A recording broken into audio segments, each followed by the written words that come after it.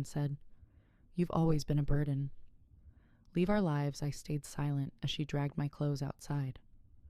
1 week later, she opened an envelope that would change everything. "Stay with me until the end and tell me in the comments where you're watching from. I'd love to see how far this story travels." The clink of silverware filled the room like distant thunder. My daughter Bella kept rearranging food on her plate, avoiding my gaze. Her husband Franklin sat stiff and silent. "The potatoes are a bit underdone," Bella murmured. "I can warm them more," I offered, half rising. "Don't bother. Just sit," she snapped. I settled back, the familiar weight of disappointment pressing down. At 66, I'd grown used to tiptoeing around my only child, but lately the tension had sharpened. Franklin tried to break the silence. "How's the book club, Rose?" Before I could answer, Bella cut in. "Mom's hobbies aren't the issue today." Her fork hit the plate with a crack. "Franklin and I have decided something. We can't keep doing this. Having you here, needing help, taking up space. It's too much." My heart raced. "I don't understand. This is my house." Her voice turned cold. "Not anymore. Remember when you signed it over after Dad died? You said it was just paperwork." I remembered. I trusted her when she said it was only a formality to protect me if I ever needed care. "You've been nothing but a drain," she said, standing. "Do you know what it costs to keep this place? To drive you to appointments? First Dad carried you, now we do." Tears stung.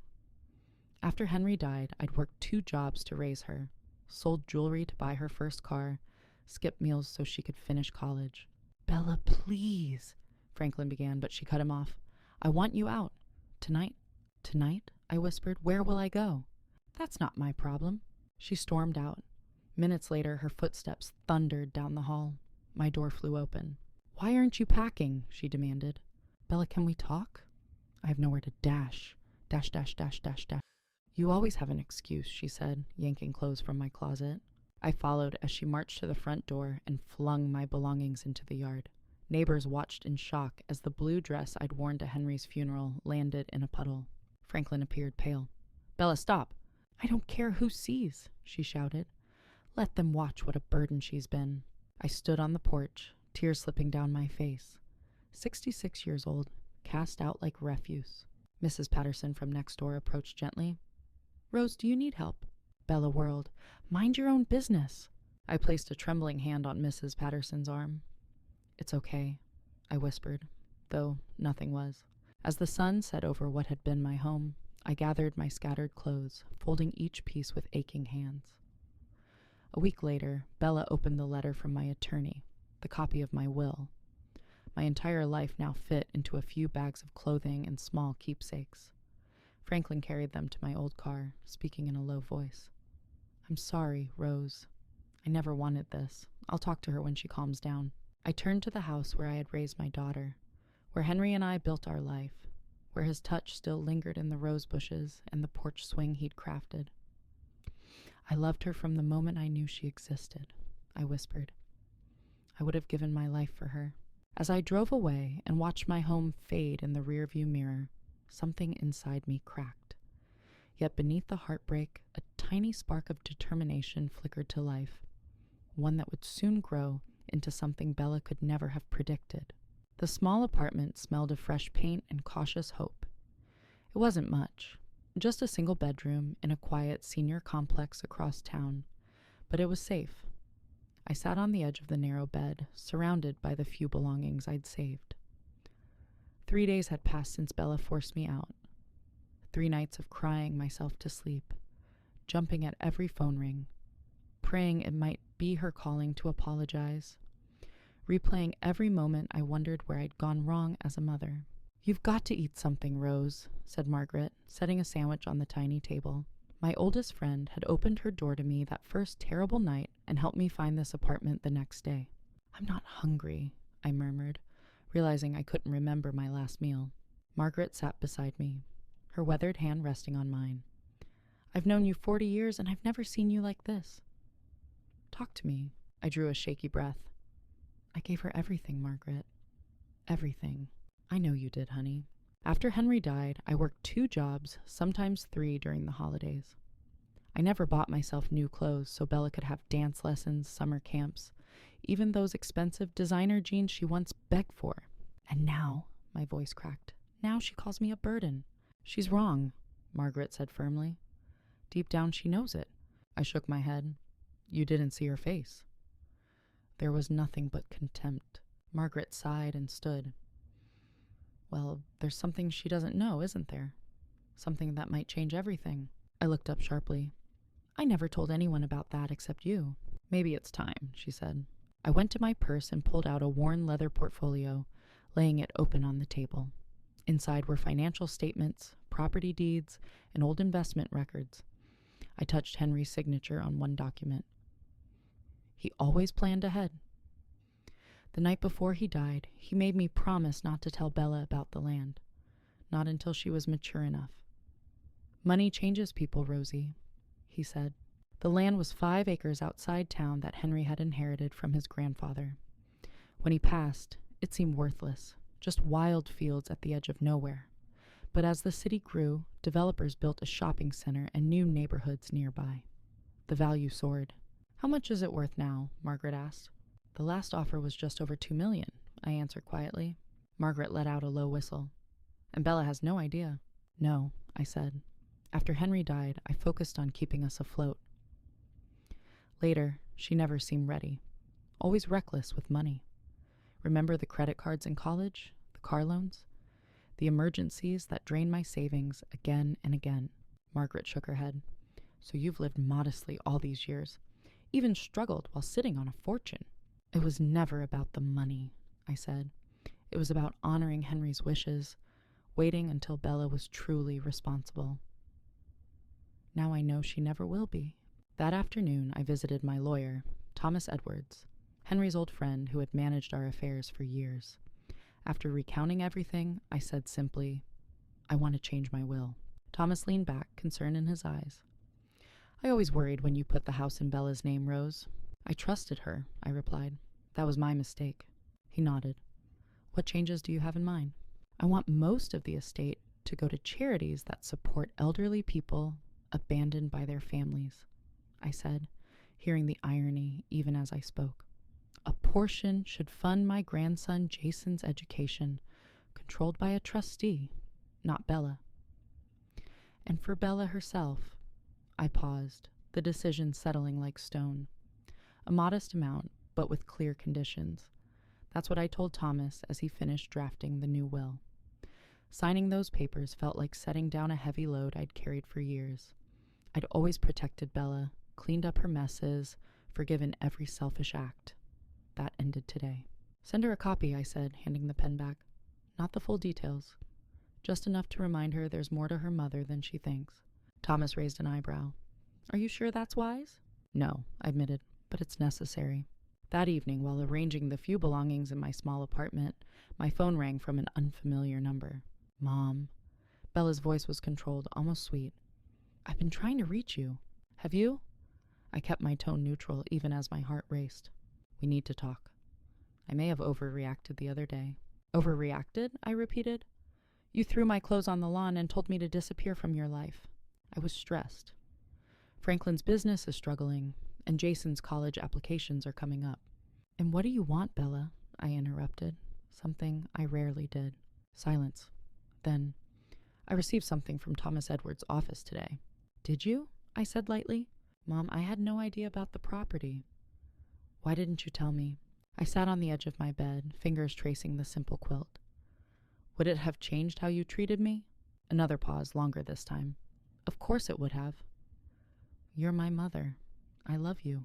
The words should have comforted me, but they felt cold. 54 years of loving her, putting her first, and only now, after learning I had something she wanted, did she offer love in return. We should talk in person, she continued. Why don't you come for dinner tomorrow night? I'll make your favorite pot roast. I closed my eyes, picturing her as a 5-year-old, face full of trust. When had that vanished? I'll think about it, I said at last. Great. And Mom, I'm really sorry about, well, everything. We all say things we don't mean sometimes. After we hung up, Margaret's warning echoed. Money changes people. It certainly did, but not in the way Bella imagined. She thought she'd uncovered my secret, never realizing I had plans of my own. The next evening, I parked in the driveway of the house that once held every piece of my life. It looked unchanged, yet everything felt different. I sat in the car, gathering strength. The front door opened before I could knock. Bella stood there, hair perfectly styled, wearing a new floral dress. "Mom," she said warmly, "I'm so glad you came." She hugged me, her sweetness almost theatrical, and I noticed a faint flinch at the plain scent of my modest apartment that had replaced my familiar lavender perfume. Come in," she urged, as if I were an honored guest instead of the woman who raised her. The dining room glowed with candles and good china. The smell of pot roast, my favorite, filled the air. Franklin hovered in the kitchen doorway, shame and relief mixing on his face. "Rose," he said quietly, taking my coat. "It's good to see you." "Is it?" I asked. His eyes dropped. "Yes," he said softly. "Jason's at a friend's house," Bella added quickly. "He'll be disappointed he missed you." I doubted that. More likely, he'd been sent away to complete the scene. "Can I get you some wine, Mom?" Bella poured a glass of the expensive red she knew I once enjoyed. "No, thank you. I prefer a clear head tonight." Something flickered in her eyes. Annoyance, maybe, but her smile held. "Of course. Water?" "Water is fine." We ate in near silence, broken only by the clink of silverware. Finally, Bella cleared her throat. "Mom, I want to apologize for what happened last week. I was under so much stress. It was unforgivable." I met her gaze. "Yet here you are asking for forgiveness." Franklin shifted in his seat. "We all make mistakes," Bella continued, reaching for my hand. I resisted the urge to pull away. "Families should stay together, don't you think? Is that what you believed when you threw my clothes onto the lawn?" Her smile tightened. "Mom, please. I'm trying here." "What exactly are you trying to do, Bella?" I asked, glancing briefly at Franklin. "To make things right. To bring you home where you belong." "Home," I repeated slowly. "This stopped being my home the moment you decided I was a burden." "I didn't mean that," Bella insisted, her voice quick and brittle. "It was a momentary lapse in judgment." I took a slow bite of pot roast and chewed carefully.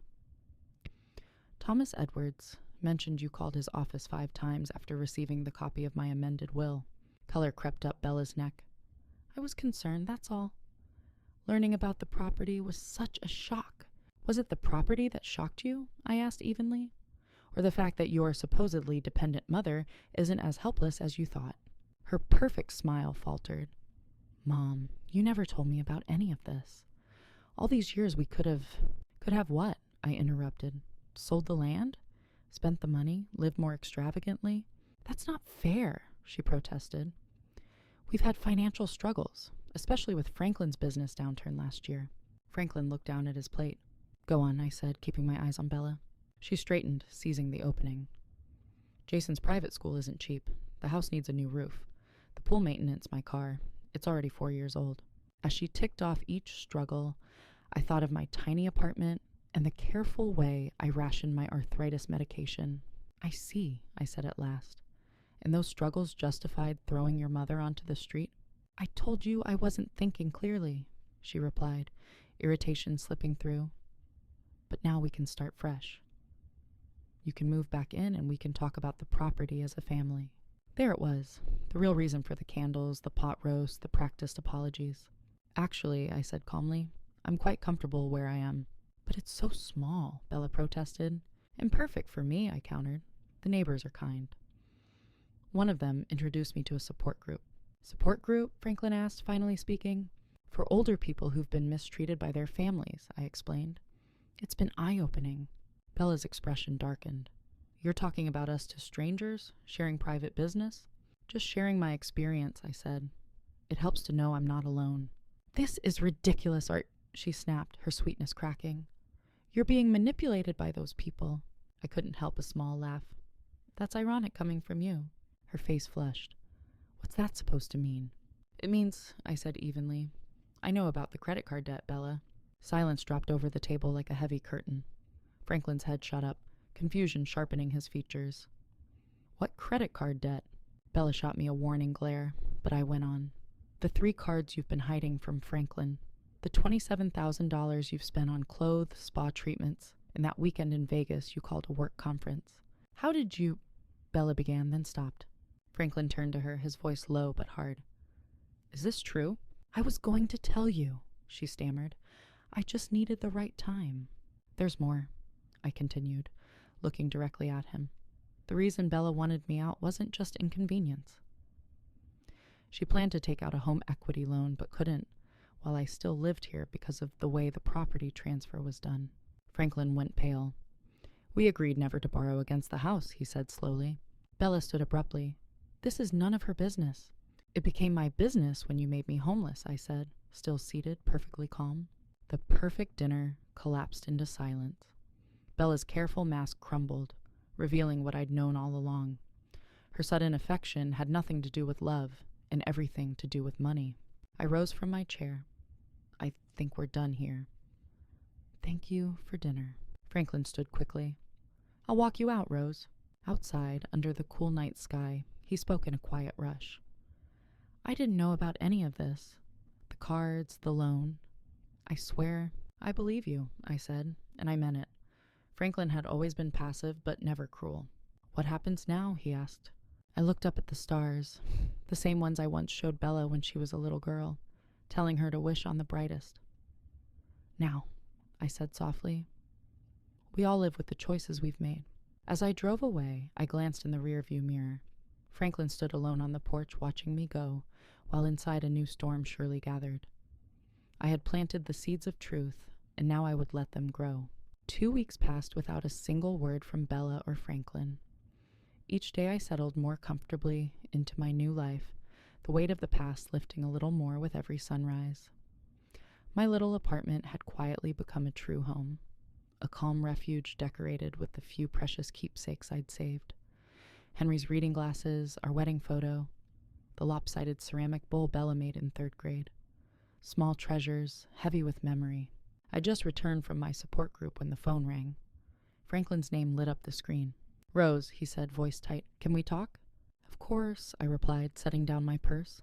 Is everything all right? He let out a humorless laugh. Not exactly. Bella and things have been rough since that dinner. I'm sorry to hear that, I said, though I wasn't surprised. Don't be. It needed to happen. I've been reviewing our finances. It's worse than I thought. Much worse. I waited while he gathered his words. She's been hiding things for years, he admitted. Not just the credit cards. Personal loans, online shopping accounts. She even took nearly $8,000 from Jason's college fund. My chest tightened at the mention of my grandson. $8,000? She said she was borrowing it, he murmured. I'm so sorry, Franklin. That's not all. She's still fixated on your property, keeps talking about what we could do with the money. Like $2 million would just fix everything. And now she's planning to contest your will. Says she'll claim you're not mentally competent. She's already spoken to a lawyer. A cold weight settled in my stomach. I don't agree with any of it, he added quickly. That's why I'm calling. You deserve to know what's coming. Thank you, Franklin, I said softly. That's decent of you. It's the least I can do, he replied. After we hung up, I sat motionless, Henry's old warnings echoing in my mind. He had been right all along. Then I called Thomas Edwards. The following Saturday, Bella texted asking to meet for coffee. I chose a crowded downtown cafe, neutral ground with plenty of witnesses. I arrived early and picked a table near the back. When Bella entered, I barely recognized her. Gone was the polished woman from our dinner. Her hair was hastily pulled back. Dark circles beneath her eyes. Even her expensive clothes looked rumpled. Mom, she said, sliding into the seat across from me. Thanks for coming. You sounded urgent, I replied. She ordered a triple espresso, fingers drumming on the table until it arrived. Franklin and I are having problems, she began. He's being completely unreasonable. In what way? I asked. He's obsessed with our finances, threatening to separate our accounts. He even mentioned divorce. Her voice cracked on the last word. That must be difficult, I know, but Tom, I said evenly. She looked up sharply, as if expecting sympathy. It's his fault, too. If his business were stronger, we wouldn't be in this position. What position is that exactly? In debt? She hesitated, then nodded. But everyone has debt. It's normal. Not everyone hides it from a spouse, I said quietly, or takes money from a child's college fund. Her eyes widened. He told you about that? It was temporary. I was going to put it back. With what money, Bella? She leaned forward, lowering her voice. That's why I wanted to talk. The will, the property, we can work something out. I'm your daughter, your only child. Yes, you are, I said, which is why your actions hurt so deeply. I've apologized, she burst out, drawing glances from nearby tables. What more do you want from me? I don't want anything from you. That's what you don't understand. She blinked, confused. Then why are we here? Because you asked. And because it's time for honesty. Her face hardened. What's that supposed to mean? It means I know you're planning to contest my will, to claim I'm not competent to manage my own affairs. Bella's mouth opened, then closed. For once, she had no ready answer. Franklin told you, she finally said, her voice flat. He was concerned. He had no right, she snapped. This is between you and me. No, Bella. This is about you wanting money you didn't even know existed 2 weeks ago. It's not just about money, she insisted. It's about fairness. I'm your family. That property should stay with the family. And what would you do with it? I asked. Pay off hidden credit cards? Buy a new car? Another trip to Vegas? Her cheeks flamed. You're being cruel. I'm being realistic. Your father was right to keep this from you. You've never been careful with money, and you've never faced consequences for your choices. So this is punishment? For being human? For making mistakes? I shook my head. This isn't punishment, Bella. It's me finally setting boundaries.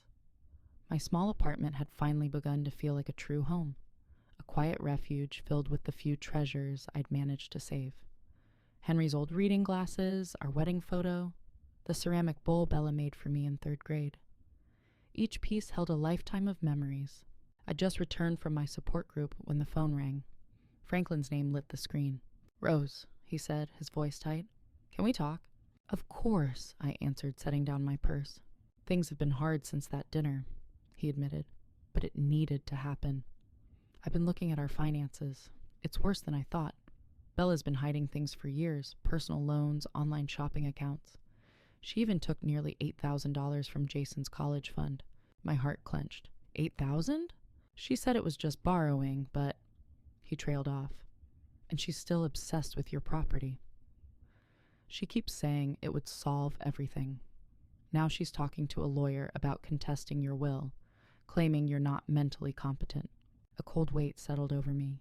I don't agree with any of it, he added quickly. That's why I'm calling. You should know what's coming. Thank you, Franklin, I said softly. That's decent of you. Later that week, Bella asked me to meet for coffee. I chose a crowded downtown cafe where the noise and bustle would provide a layer of protection.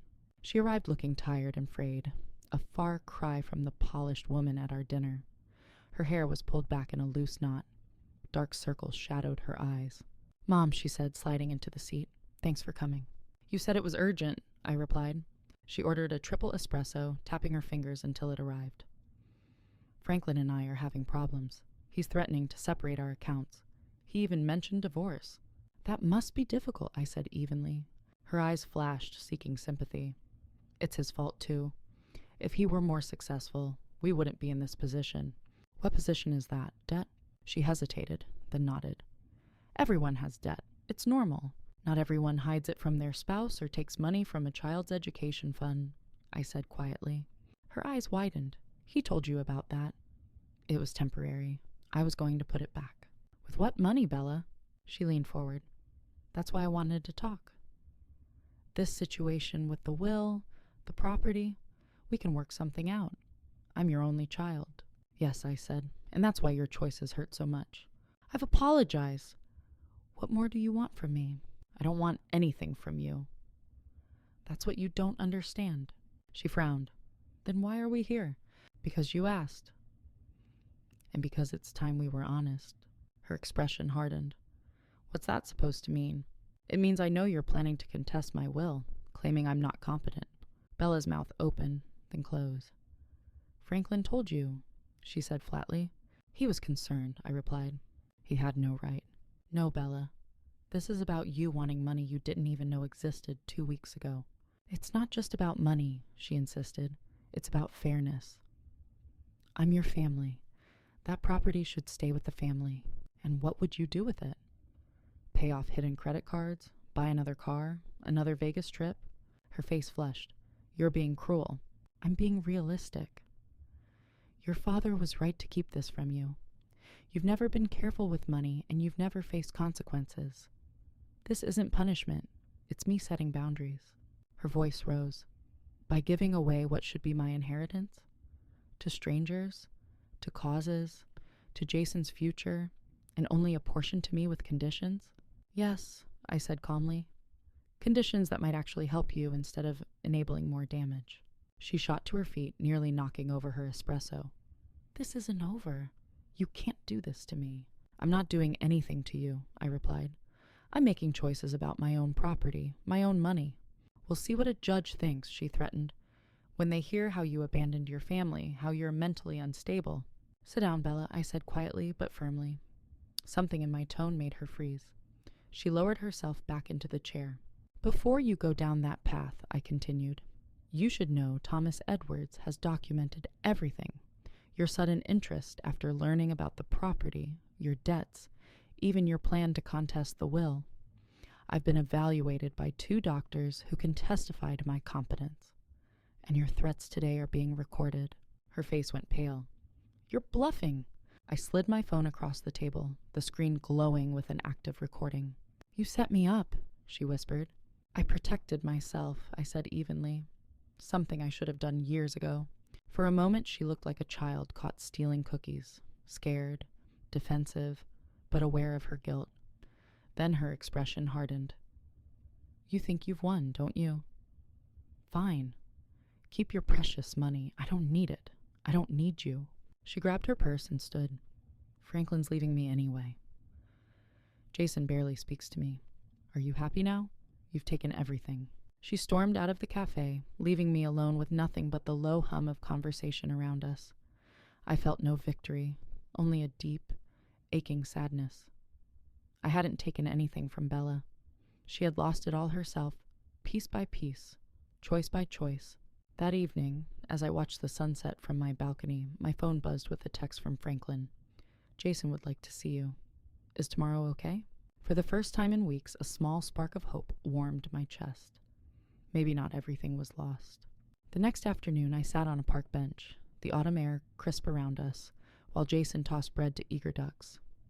14 and awkward, his limbs too long for his frame, his voice occasionally cracking, but his eyes already wise. Franklin sat beside me, more relaxed than I'd seen him in years. We'd spent an hour together, the 3 of us, a simple afternoon that felt surprisingly peaceful. He's missed you, Franklin said quietly. He was furious when he found out what happened. He shouldn't be caught in the middle, I replied.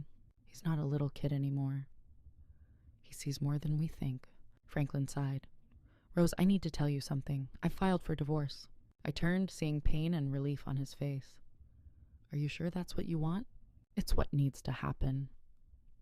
After everything, her debt, the lies, what she did to you, I realized that this isn't new. It's who she's always been. I just refused to see it. I nodded, remembering the times I'd done the same, ignoring warning signs because it was easier than facing the truth. She wasn't always like this, I said softly. When she was little, she was so loving, so open-hearted. What changed her? I don't know, I whispered. Maybe losing her father so young. Maybe I spoiled her, trying to make up for Henry's absence. You can't blame yourself for her choices, Rose. Can I? I'm her mother. Jason jogged back to us, cheeks pink from the autumn chill. The ducks say they want more, he grinned. Tell them they've had plenty, Franklin said, smiling. We should head out. Your grandmother probably has plans. Actually, I don't, I said. Would you like to come back to my apartment? It's small, but I can make hot chocolate. Jason's eyes lit up. With marshmallows? Is there any other way? I laughed. An hour later, my apartment rang with more laughter than it had known since I moved in. Jason wandered from photo to photo, asking questions about the life I'd lived before he was born. Is this Grandpa? He asked, pointing at a faded picture of Henry beside our old Chevy. Yes, I said, smiling. That was the summer before you were born. He was so excited to meet you. Mom never talks about him, Jason said thoughtfully. She doesn't really talk about you either. It's like the family just started with her. 6 months later, the city had traded its gray winter skin for soft spring light, and I felt the change in myself as clearly as in the season. My tiny apartment, once a stopgap, had become a real home. The shelves held Henry's glasses, and our wedding photo, Jason's drawings from his visits, and even the little ceramic bowl Bella made in 3rd grade, reminders of love that outlast anger. That morning, I sat in Thomas Edwards' office, signing the final pages of my estate plan. The trust for Jason was secure, the charitable foundation in Henry's name established, and the careful conditions for Bella's share laid out in unmistakable detail. Everything is in order, Thomas said, sliding the papers toward me. And she can't contest it? I asked. Nothing is absolutely ironclad in law, he replied, but this is as strong as we can make it. I signed each page slowly, deliberately. Every stroke of the pen felt like another thread cut from years of guilt and old habits. The winter had been long, full of tense phone calls, late-night doubts, and Bella's furious visits, but each day I'd grown a little steadier. I'd built friendships at the support group, shared quiet afternoons with Jason and Franklin, and learned to fill silence with my own thoughts instead of worry. Walking out of the office into the gentle spring air, I paused beneath a blooming cherry tree. For the first time in years, I wasn't carrying anyone else's burdens. This life, messy, imperfect, and wholly mine, was finally my own. The spring air felt light as I left Thomas Edwards' office, the signed papers neatly tucked under my arm. Months of planning and hard choices had brought me here. The will was final, the trust secure, the conditions for Bella clear and firm. Nothing in life is truly unbreakable, Thomas had reminded me, but we'd taken every precaution. Medical evaluations, documentation of her behavior, detailed records of her finances. I walked the short distance to the community college, where I'd enrolled in a literature course at 66. Margaret's idea, and now one of the brightest parts of my week. "You're just in time," Professor Jenkins said as I slipped into class. My younger classmates greeted me with warm smiles. I was no longer the quiet woman in the back row, but simply Rose, the one who brought cookies on Thursdays and always had an opinion worth hearing. After class, a message waited on my phone. Jason got an A on his science project. He says he couldn't have done it without his grandmother's help. Dinner tonight to celebrate? I smiled and typed back yes. Jason and I had built something strong in these past months. Homework nights, cooking lessons, easy laughter. Franklin, too, had become a steady ally as his divorce finalized, and he worked to give his son stability. Later, I joined Margaret and her brother-in-law, Robert, at the coffee shop.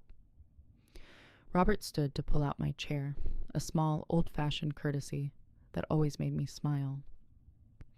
"Everything settled?" Margaret asked, handing me a cup of tea she'd already ordered. "It feels final," I said. Robert covered my hand with his. "Are you okay with that?" "It's time," I answered. The land Henry left me would soon be developed, funding Jason's education, the Senior Advocacy Foundation, and a carefully managed trust for Bella. Bella hadn't contacted me directly, but Franklin said she'd been sober for 2 months and attending therapy as part of their custody agreement. She'd lost her job and faced a DUI before finally seeking help. Whether she'd accept the conditions of the trust, monthly support tied to continued sobriety and financial counseling, I couldn't know.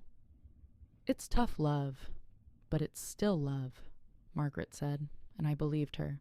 That evening, Franklin and Jason came over with pizza.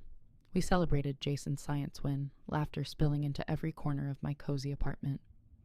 When they left, I sat on the balcony under the city lights, my phone buzzing with 2 messages. One from Robert, "Thinking of you. Sleep well, Rose." And one from Bella. "Mom, I'd like to talk. When you're ready." I answered Robert first, a smile lingering as I typed. Then I looked again at Bella's message and carefully wrote back, "I'm ready to listen when you're ready to talk." Coffee next week? Whatever came next, reconciliation, rejection, or something in between, I would face it on my own terms. The woman who once stood weeping on a front lawn, Her clothes scattered across the grass no longer existed. In her place was someone stronger, wiser, finally free. I caught my reflection in the darkened window. Silver hair left undyed, laugh lines unhidden, eyes clear and steady. "We did it, Henry," I whispered to the quiet room. We had found our way through. Bella's recovery was fragile. My relationship with Robert was new. Life would bring its challenges, but I no longer feared them. I knew now that the greatest inheritance I could leave wasn't money or property. It was the proof that it's never too late to stand up, to start again, to find joy. That, more than anything, was Henry's true legacy. And now at last it was mine. What about you? If you were in my place, what choices would you have made? Have you faced something similar in your own life? Share your thoughts in the comments, and if this story moved you, stay with the channel for more true-to-life journeys that might surprise you next.